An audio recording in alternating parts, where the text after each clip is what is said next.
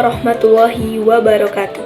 Perkenalkan, nama saya Bunga Fiana Putri dengan NIM 240220049 dari jurusan PG PAUD Universitas Negeri Padang. Baiklah, pada video kali ini saya akan menjelaskan tentang menganalisis kerangka berpikir ilmiah, pemilihan topik, dan tema karya ilmiah. Nah, yang pertama adalah pengertian karya tulis ilmiah. Sebelumnya ada yang tahu nggak sih? Karya tulis ilmiah itu pengertiannya apa ya?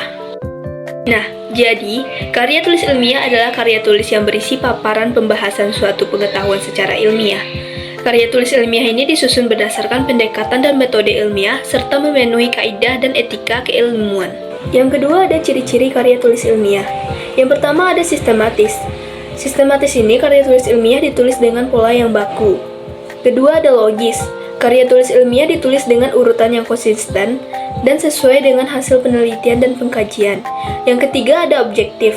Karya tulis ilmiah ditulis berdasarkan teori dan data yang teruji kebenarannya sebagai empiris. Yang keempat ada faktual. Karya tulis ilmiah ditulis berdasarkan fakta, bukan imajinasi penulis. Yang kelima ada efektif. Karya tulis ilmiah dibuat ringkas dan padat. Yang keenam ada efisien. Karya tulis ilmiah menggunakan kata-kata yang mudah dipahami dan langsung ke pembahasan atau inti pembahasan. Yang ketujuh ada tidak emosional. Karya tulis ilmiah menggunakan bahasa yang lugas dan tidak emosional. Yang kedelapan mengacu pada teori. Karya tulis ilmiah mengacu pada teori yang kemudian dijadikan sebagai landasan berpikir di dalam pembahasan masalah. Nah, selanjutnya ada syarat-syarat karya tulis ilmiah.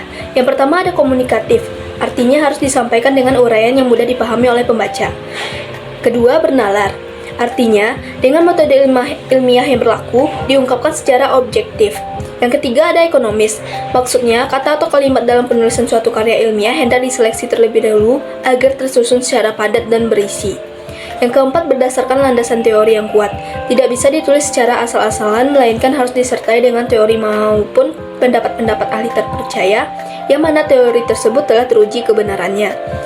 Yang kelima, relevan dengan ilmu tertentu. Harus dilandasi dengan ilmu yang relevan karena dalam suatu penulisan karya ilmiah, si penulis harus menguasai apa yang ditulisnya. Keenam, berdasarkan sumber yang mutakhir. Harus menggunakan landasan teori mutakhir yang mana sumber tersebut harus didapat menjadi pedoman dalam suatu karya. Yang ketujuh, dapat dipertanggungjawabkan. Sumber-sumber dari karya tersebut, baik itu buku, data, kutipan, atau acuan dalam penulisan harus dapat dipertanggungjawabkan dengan cara menyebutkan sumber dari mana tulisan tersebut didapatkan. 8. Menggunakan bahasa yang efektif. Harus disertai dengan kaidah bahasa yang sesuai dengan bidang ilmu yang ditulisnya. 9. Tanpa unsur plagiat. Bebas dari unsur penjiplak karya orang lain, berdasarkan pemikiran sendiri yang didapatkan melalui penelitian maupun pengalaman. 10. Logis. Berarti runtutan dalam penjelasan dari data informasi yang didapat sesuai dengan logika suatu pemikiran kebenaran ilmu yang ada. Yang ke-11 ada objektif. Berarti adanya kesesuaian antara data dan informasi yang disajikan dengan fakta yang ada di lapangan. Yang ke-12 sistematis. Berarti dalam penyajian data maupun informasi yang didapat dari hasil penelitian atau kajian harus berurutan dengan pola pikir yang teratur, konsisten, dan berkelanjutan. Fungsi dan manfaat karya tulis ilmiah. Yang pertama ada sarana diseminasi. Karya tulis ilmiah dapat digunakan untuk menyebarkan ilmu kepada masyarakat sehingga wawasan dan keilmuan mereka bertambah. Kedua, mengembangkan pemikiran. Karya tulis ilmiah membantu mengembangkan pemikiran, menyimpan, mengorganisir, dan menyusun ide dan gagasan. Yang ketiga, melatih kemampuan membaca. Karya tulis ilmiah dapat melatih kemampuan membaca yang efektif. Yang keempat, sarana berargumentasi. Karya tulis ilmiah dapat digunakan sebagai alat untuk menyampaikan pesan atau berargumentasi. Yang kelima, ada sarana pengembangan ilmu pengetahuan. Karya tulis ilmiah berfungsi untuk mengembangkan ilmu pengetahuan dalam berbagai aspek kehidupan. Yang keenam, bahan rujukan. Karya tulis ilmiah dapat digunakan sebagai bahan rujukan untuk berbagai kegiatan ilmiah seperti seminar dan penelitian. Yang ketujuh, ada sarana edukasi. Karya tulis ilmiah dapat digunakan sebagai sarana untuk menyebarkan kebenaran-kebenaran ilmu tertentu. Kemudian ada jenis-jenis karya tulis ilmiah. Yang pertama ada artikel. Artikel adalah sebuah karya tulis yang isinya berupa gagasan atau fakta yang dapat membujuk, meyakinkan, mendidik, serta menghibur pembacanya. Biasanya artikel memiliki panjang kalimat dengan jumlah karakter tertentu. 2. Makalah. Makalah adalah jenis karya tulis yang bersifat ilmiah. Biasanya makalah ditulis untuk keperluan keterkaitan dengan pendidikan.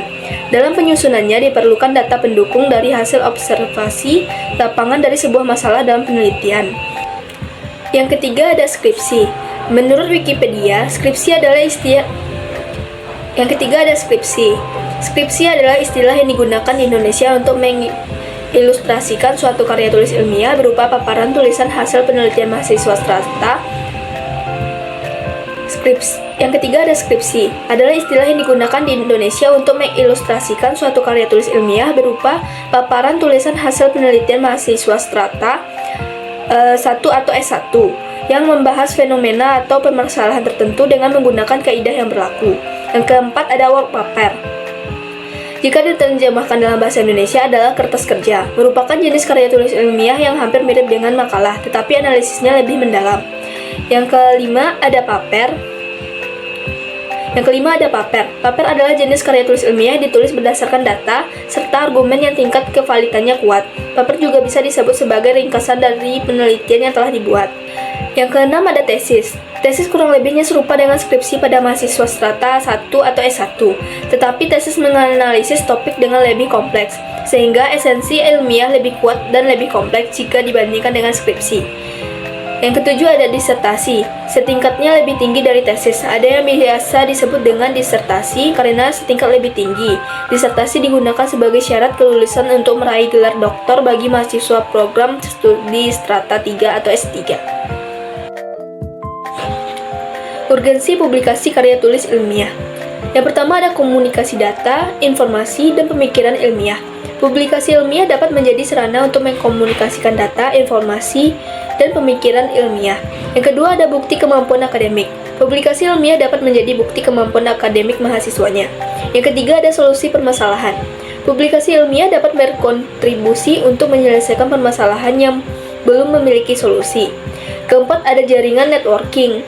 Publikasi ilmiah dapat memperluas jaringan networking. Yang kelima ada bukti orisinalitas penelitian. Publikasi ilmiah menjadi bukti utama bahwa penelitian yang dilakukan adalah asli. Yang keenam ada model rekam jejak penelitian. Publikasi ilmiah dapat menjadi model rekam jejak penelitian bagi akademisi. Ketujuh ada peningkatan reputasi. Semakin banyak jurnal ilmiah yang dikutip, maka akan meningkatkan reputasi penelitian. Kedelapan ada pengembangan ilmu pengetahuan. Publikasi ilmiah berperan penting dalam pengembangan ilmu pengetahuan. Yang terakhir ada pemilihan topik dan tema karya tulis ilmiah. Yang pertama ada relevansi topik. Topik yang dipilih harus sesuai dengan bidang studi yang ditekuni. Kedua ada keterbatasan. Topik yang dipilih harus terbatas dan dapat diselesaikan dalam waktu yang ditentukan. Ketiga keterjangkauan. Topik yang dipilih harus terjangkau oleh peneliti. Manfaat topik yang dipilih harus bermanfaat untuk subjek penelitian. Yang keempat sedang tren atau isu aktual. Topik yang dipilih bisa berupa topik yang sedang tren atau isu aktual. Baiklah, itu hasil dari penjelasan materi saya. Kurang lebihnya saya minta maaf. Wabillahi taufiq wal hidayah. Wassalamualaikum warahmatullahi wabarakatuh. Terima kasih telah menonton.